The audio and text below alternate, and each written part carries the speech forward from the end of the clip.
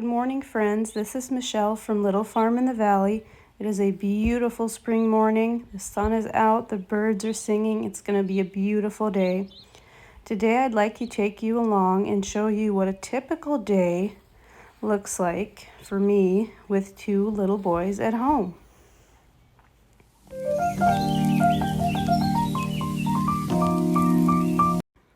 First, I found some potatoes that needed cleaning up, so I'm making a breakfast casserole for tomorrow morning. I'm just taking shredded potatoes and onions mixed with some olive oil and pressing them into a pie pan as a crust. Now I'm going to bake it at 400 degrees for about 12 minutes, and then I'm going to start making the filling, which is sausages and peppers. So I've got my sausages and peppers all fried. I'm pulling my crust out of the oven, and I'm going to start assembling this breakfast casserole for tomorrow morning. Sometimes I like to do breakfasts way ahead of time. I like breakfasts that I can prep a day, if not days in advance, because breakfast is one of my least favorite things to plan and to make. So I put some cheese on the crust, and then I'm going to spread these sausages and peppers on there, and then in a separate bowl, I mixed some eggs and some cream and salt and pepper, and that's going to go on top of the peppers and sausages. And then I'm just going to put some plastic wrap over it and pop it in the fridge, and tomorrow morning I'm going to bake it at about 350 degrees for maybe 40 minutes or until it doesn't jiggle anymore in the center. It's one of my favorite breakfast casseroles to make.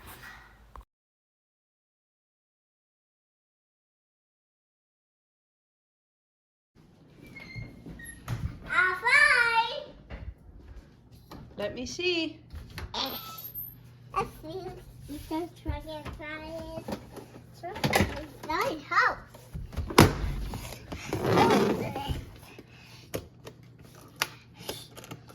Vad är det? Truck. A truck. Look at that truck here. About a trailer. Let me see your trailer.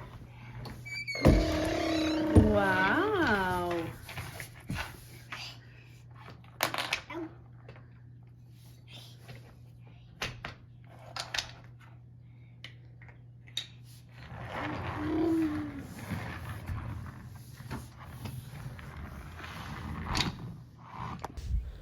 Stetson and I decided to make a carrot cake, so we got out the food processor and I shredded the carrots, and now he is chopping up the pineapple that are going to go into the cake batter.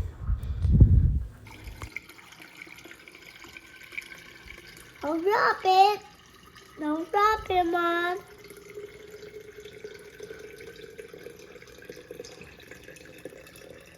Don't drop it. Door. Okay. With our leftover pineapple scraps, we're making a drink called tepache. We basically filled this jar up with water and the pineapple scraps. Now I'm adding some cane sugar and a little bit of cinnamon and give it a good shake and pop it in the fridge. And in about a week, it'll be ready to drink. It's really refreshing.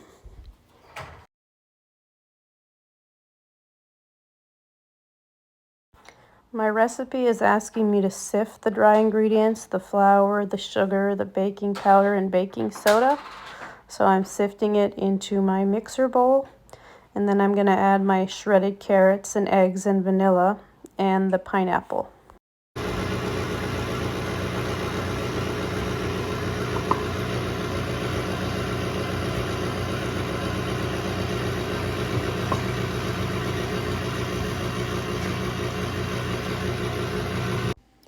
I've got my round cake pans ready to go with some parchment paper, so I'm trying to divide the batter evenly.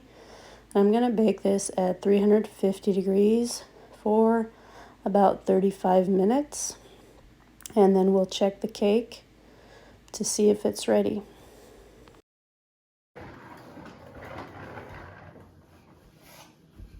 Carrot cake. Carrot cake is ready. Mom, carrot cake is ready. Yep, it looks ready. My frosting is just some cream cheese and powdered sugar and a little bit of milk and vanilla extract.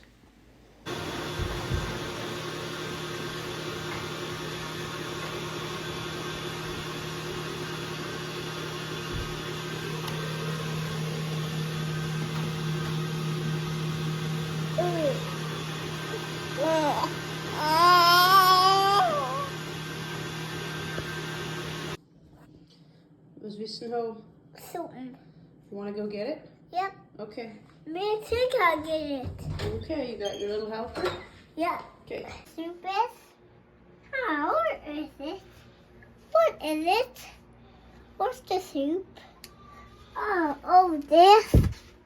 This. Mm-hmm.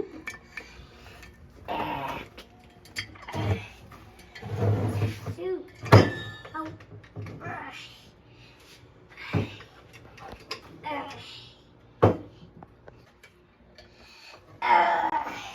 We got it.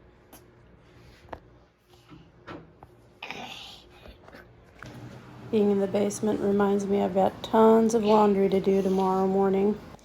Today I actually did a load just because it was such a nice morning. I decided I wanted to have some clothes hanging out on the line, so I went ahead and did one load today. So that means I have one less for tomorrow.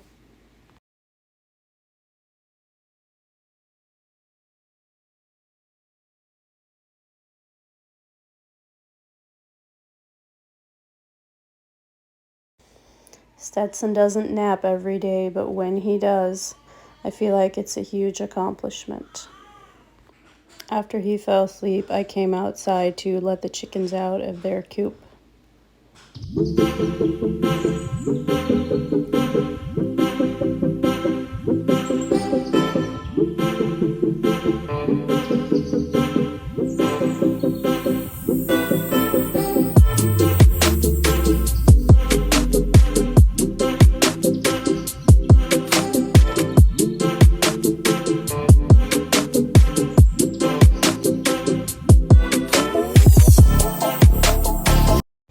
Then I came back inside to put the frosting on the carrot cake. I added some chopped walnuts and frosting between the layers as well as on top of the cake. It didn't turn out as aesthetically pleasing as I'd hoped, but it still ended up being a really delicious made from scratch carrot cake. I also added some walnuts to the top of it to give it a nice finish. I decided I still had some time left in their nap time to whip up a quick batch of crescent rolls to use for meals later on in the week. I dissolved my yeast in some water and sugar. Now I am going to go ahead and add the scalded milk and the butter and a little bit of salt. I'm going to add that to my mixing bowl as well. And then I'm going to add a couple eggs, and then I'm going to take it to my mixer and start adding in the flour slowly and turning it into a smooth, stretchy dough to make buttery, flaky crescent rolls. These are really delicious. As I was mixing my crescent rolls, I was looking out the window and saw the chickens were up here by the house. I threw out some scraps from the breakfast casserole that we made this morning. And usually it doesn't take them long after I let them out to come up here to the house and start snooping around just in case somebody threw out some scraps. So they're enjoying those. It's been about an hour and my dough has doubled in size, so I'm going to go ahead and make the crescent rolls. I'm going to cut this into about 4 pieces and then I'm going to roll out the pieces. I melted some butter with some garlic seasoning and some everything bagel seasoning that I'm going to put on top. I tried rolling these out without flour and it totally wasn't working, so I grabbed the flour and it's working much better now. So once we have these rolled out, I'm going to take my melted butter mixture and spread it right over the top of these. And then I'm going to grab my pizza slicer and cut them into pizza shapes and roll them up and put them in the pans. And they're going to rise for about an hour or until they're doubled in size. And then we're gonna bake these at about 375. I don't really put a timer on, I just kind of keep an eye on it. And once they're golden brown, I put them out. We decided it was such a beautiful day we'd go for an afternoon walk, and Stetson wanted to go down to the chicken coop to see if there were any eggs. So that's where we're heading on our afternoon walk.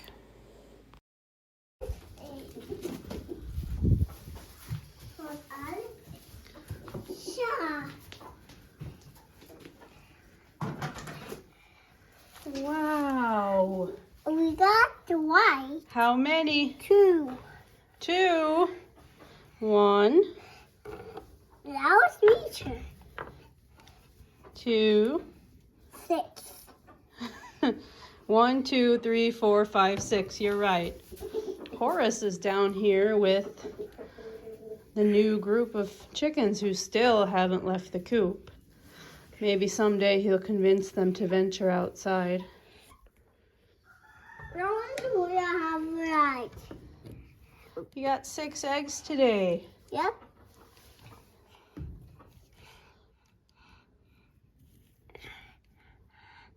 I got it.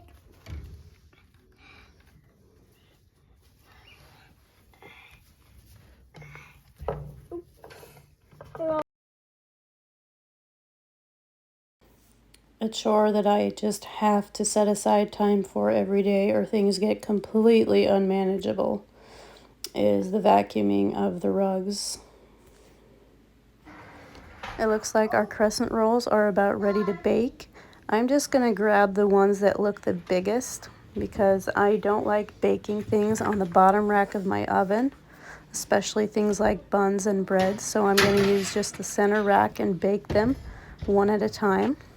Took about 10 minutes to get these a really pretty golden brown. And I have some leftover garlic butter that I'm going to take a basting brush and just brush over these. And then I'm just gonna let them cool off, and I'm gonna put them in bags and freeze them for later.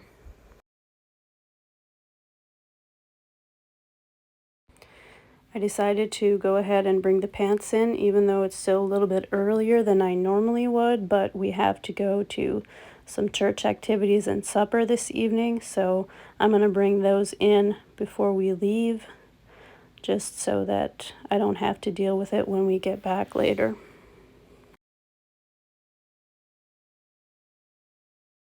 We're doing our evening farm chores by moonlight today. I am filling up the hay wagon for the goats for tomorrow. Stephen and Stetson are down in the garden doing some tilling. And when I have the wagon filled, I'm going to take it out to the pasture for them tomorrow. Then I'm going to go milk the goat. I'm back at the house with the milk, just washing out the milking bucket so it's clean for tomorrow morning.